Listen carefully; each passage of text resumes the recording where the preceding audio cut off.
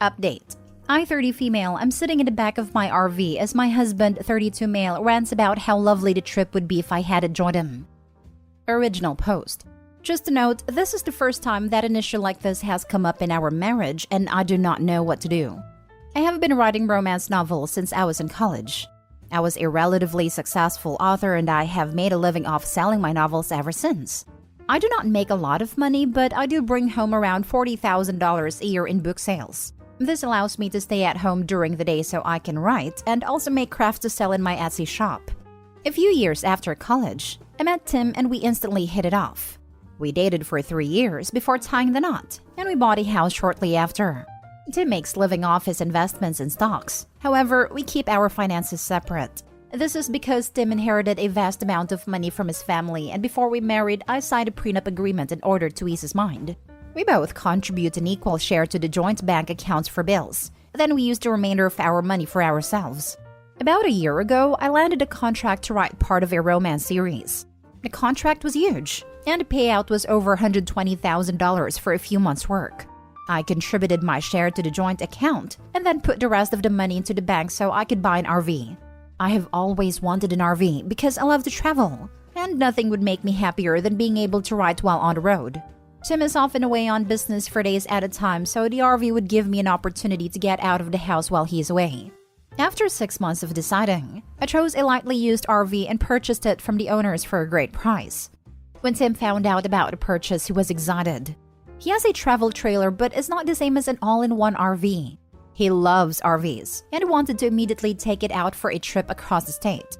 We took our trip, and Tim couldn't stop talking about how much he enjoyed the experience. And he started talking about taking more trips together. I gently reminded him that even though the RV is a fun thing for us to have for vacations, that its main purpose is for me to have something to do while he is away for business, but that we would be taking plenty of vacations together. Tim agreed with me and let it go for a while. The thing is, in the past few weeks, Tim has been badgering me about taking the RV with him on his business trips. He usually flies when he goes to check his rental property/visit family, and he's normally gone for 4 to 5 days at a time. We got into an argument because he had to evict a tenant and he wanted to drive the RV across the state in order to do so. I asked him if I could come along, and Tim said he would prefer if I didn't. I then said that if I couldn't come with him, then he couldn't take my RV. I suggested that he'd take his travel trailer instead, and he got mad and stormed out of the house. About an hour later, he started texting me like nothing had happened. And then he said he was taking the RV as if our previous conversation had never happened. I called him and tried to explain that he had just purchased a brand new pickup, and that if I didn't get to drive his new truck in his absence, why should he get to take my RV when I'm not coming on the trip?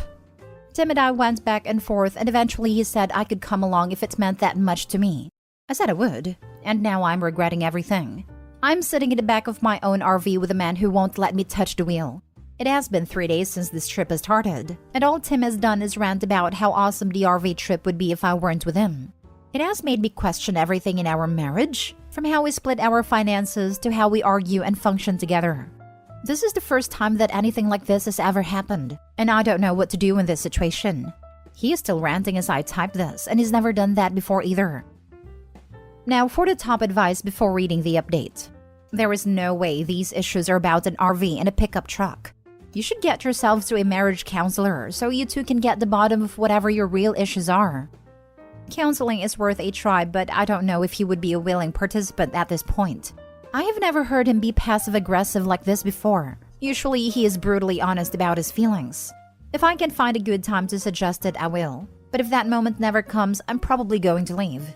And as I typed this comment, I realized that I have been walking on eggshells around him, and that's not fair at all. He sounds like a selfish brat who's had everything handed to him in life and can't tolerate being told no. He won't go to therapy because he doesn't want to hear harsh truths. When you try to talk to him, he's going to try to invalidate your feelings, but don't let him. You aren't in the wrong. Tim is a prick. He was fine not sharing when he had nicer stuff, but now that you have something nicer, he gets pissy that you won't share. He really just sounds like a selfish a-hole. Yeah. The most charitable interpretation I can come up with is that nobody ever taught this dude how to share. The less charitable interpretation is that nobody taught him to share, and he has weird hang-ups about control and women making money. Wow, your financial setup is kind of awful. It's one thing for a person with a lot of money in accounts to want to have a prenup to ensure that they don't lose that, or someone who owns an established business or significant assets. That makes sense to me. But when one partner is rich and the other is making a normal living, it seems wrong to me that the rich partner wouldn't want their spouse to have a higher standard of living while they are married.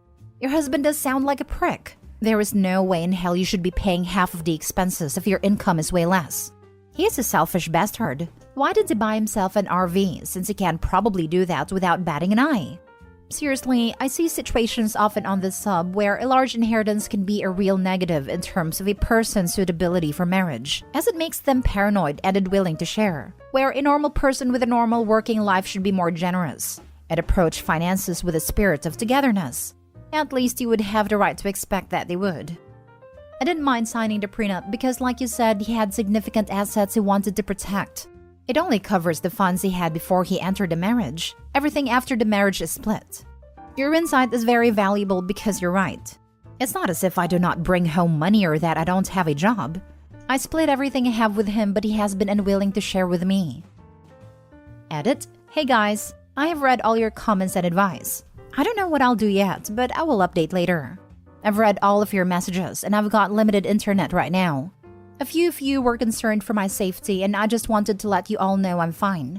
I plan on confronting him later today. And now for the update. I promised I would update, but things got very hectic and this is the first chance I have gotten. This whole situation makes me very emotional, so please forgive me if this post is not as coherent as I would like it to be. When I posted my first post, we were on the road in the RV and my husband was giving me the cold shoulder while he complained about me from the driver's seat. You all had some great advice for me about what I should do, and I listened to a few people who suggested that he might be cheating on me. Tim had left his iPad in the back of the RV to charge while he drove. I'm not proud of this, but I was able to sneak his iPad into the bedroom while he was distracted by the road. He was logged into his email account and I quickly skimmed over his inbox, but I didn't find anything suspicious. I then had the idea to check his sent folder and found out that he had been chatting up his ex from college. It made me sick to my stomach to read the messages, but luckily they had not yet been physical. Translated from the chat speak, the message he had sent his ex was basically, "I can't wait to get my hands on you. It's been years since I felt that mouth. I'm excited." I was disgusted, but I tried to keep calm. We were on the road headed to another state and we planned on stopping at his mother's house. I knew that if his messages were in the sent folder, that meant that he had deleted them. Tim was not planning on being caught and was trying to hide his tracks. He wanted my RV so that he could take his ex around the state and have fun without leaving a credit card trace. I took photos of the emails and sent them to myself in order to preserve the evidence. I then went back to the front of the RV and acted as if everything was fine. I apologized, don't worry, I lied, for how I had acted and suggested that we ask his mom to help us work through this. Tim said that he was sorry too and that he accepted my apology. He said he was looking forward to using the RV in the future and that he was glad I had come to see reason. I smiled and nodded, but on the inside, I was cursing his existence. We made it to his mom's house and I made up an excuse about having to change because my clothes were wrinkled. Tim went inside without me, and I started throwing all of his clothes and belongings into a trash bag. I then went inside a house, and Tim was sitting with his mom in the kitchen. He asked me what I was doing with the bag, and I told him that I was giving him his clothes so that I could leave. Tim then got angry and asked me what the heck was I doing, and his mom was simply confused. She asked me what was going on, and I told her, I'm not sure myself. I'm waiting for Tim to explain why he was planning to cheat on me with his ex. Tim's mom then started to cry and yell at Tim while he tried to calm her down. I know Reddit does not have a lot of love for religion, but Tim's mother is a fundamentalist. She had loved me from the minute Tim introduced me to her, and it would be an understatement to say that she was very upset with her adulterous son. Tim never tried to apologize to me. Instead, he chased after his mother saying he was sorry to her. This made her cry harder because she knew that he wasn't even trying to make amends with me. He was just apologizing to her. She hugged me and told me to just go home and she would handle her son. I thanked her and took the RV keys from Tim. This ended up being a minor wrestling match and left. I drove home crying, but at least I got rid of my a-hole ex-husband. Tim called me the next day and begged me to come back to him. He said it was all a mistake, that he was sorry. I asked him why he didn't apologize at his mother's house, why he didn't say he was sorry when I was handing him his bag. I told him that he didn't care about cheating on me, that all he cared about is how bad it made him look to his family. He tried to explain himself, but I cut off and hung up. I blocked him on all social media and haven't heard anything since. I've gotten a lawyer and have already started the divorce process. Ouch. Silver lining in this is now you have the RV to yourself and can find a better partner in the future. I'm also glad his mother took your side and was upset with him for cheating. You should definitely keep her in your life after the divorce. Yep, I'm going to have a blast driving around without him. And the bonus is that I don't have to pay for a hotel. I love his mom, and I'm so happy she defended me. She's such a no-nonsense person, and I hope I find out what she did with him. You handled it like such a boss, that the only thing left to do is to speculate on this. She bit the living daylights out of him is what happened. Lol. Wow, complex feelings on this one. There's the ouch, that's awful, but also an overwhelming, but thank God she's getting the heck away from that a-hole. I was concerned that you might stay with him for another year or two until the marriage gave its last gasp. This is surely painful, but cleaner. And you haven't ever got to think about the other woman being in your RV. Finding out he was cheating made it an easy decision. It was like, okay, he's cheating on you and he doesn't give a damn. You don't have to give a damn now either. It would be much, much harder if he was simply being an a-hole. Luckily, he made a choice for me. I'm glad he cheated on me. Doesn't sound like it would be true, but it is. The clarity just simplifies life so much. With me, it was when I hitchhiked during a snowstorm on my birthday to bring my separated husband the house key he had given our son because he had locked himself out of his apartment. His response? I suppose I have to drive you home now. You think? Thank you. That was a birthday gift after all. When I read your first story, I thought, he wants it so he won't leave a credit card trail. I guess I was right. What a sorry fool he is. I'm sorry it turned out this way, but I'm glad you kicked him out and talked to a lawyer. Screw him. Thank you. You're right. Screw him. Now for the last story. Girlfriend 24 female wants to move in together and wants me, 24 male, to fully financially support her through her 4-year PhD program.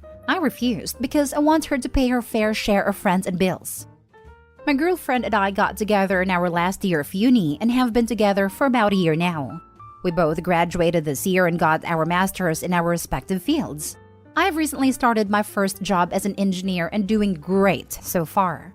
My girlfriend graduated with a degree in biology and applied for a PhD program her last semester. She got the great news that her application for a 4-year program got accepted, so she will be starting off her career doing research. I'm currently living on my own in a small 1-bedroom apartment. It's definitely not the best, but it's good enough for one person and I can deal with it. It's pretty affordable compared to other places in our city and allows me to actually start saving up for a house later down the line. My initial plan was to continue to endure living here so I don't waste too much money on rent and can save up until I can eventually buy my own place. My girlfriend has been living with a couple of roommates for the past few years. My girlfriend brought up the idea of the both of us moving in together. She wants us to find a bigger apartment in our city and live there for the duration of her PhD program. I was honestly not expecting this from her so soon, but I wasn't opposed to it at first, and it actually seemed like the right next step in our relationship. But she then told me that I would have to pay for all the rents and bills, because her income doing research would be very low, and I would be making way more than her, and that she also has to start paying off her massive student loan debt. I told her that I would want to split our rent and utilities by percentage of our income, so that we would be both contributing equally according to our income. She responded that as her partner, I should be willing to support her in her career, and that paying for rent would be my way of helping her. I straight up told her that this is not what I wanted, and that we should either move in together and contribute equally or not move in at all. This turned into a huge argument where she said that I wasn't a supportive boyfriend for not helping her with her career, and me saying that we should be contributing equally. We have now not talked to each other for almost 2 days. This definitely threw me off. When it comes to relationships, I view them as an equal partnership on all fronts, whether that's financial or domestic affairs. Apart from some money I have saved up for my part-time job during college, I pretty much have no savings now and want to start building up my life. So I definitely won't be paying rent and utilities for anybody else if they aren't contributing themselves, even if it's my girlfriend. If I got a new, bigger place and moved in with my girlfriend while having to pay for everything, I would not be able to save up nearly as much and would be holding myself back for 4 years. I think that if she isn't willing to contribute financially, we're better off not moving in at all. How do you guys think we can resolve this issue between the both of us? Now for the advice. You've only been dating a year. No way I'd do this. Too much chance that you find her PhD and then she dumps you when she's done. Actually, I wouldn't recommend anyone moving in together after only 1 year, but especially just so one can support the other. Even if OP agreed, he would harbor so much resentment in those 4 years. I don't think any amount of intimacy, cuddling, etc. could make up for the 40-plus hour work weeks OP would have to do to support both of them.